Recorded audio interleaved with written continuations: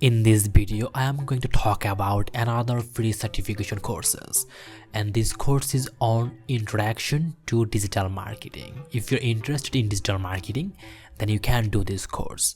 It is the beginner level courses, and here you can see the rating of the course is 2225. It is totally free course. You will get your free certificate after completing these courses. So what skills basically this course cover?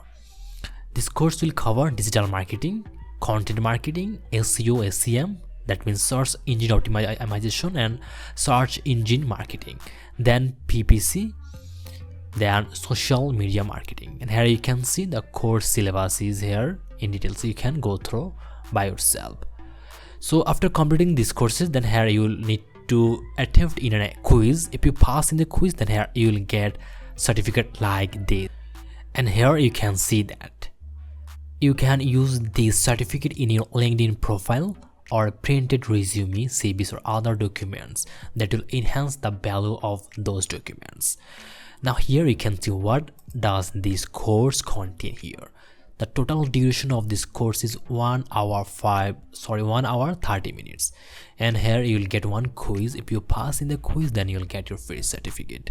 And here you can see already 79,373 students enrolled in these courses.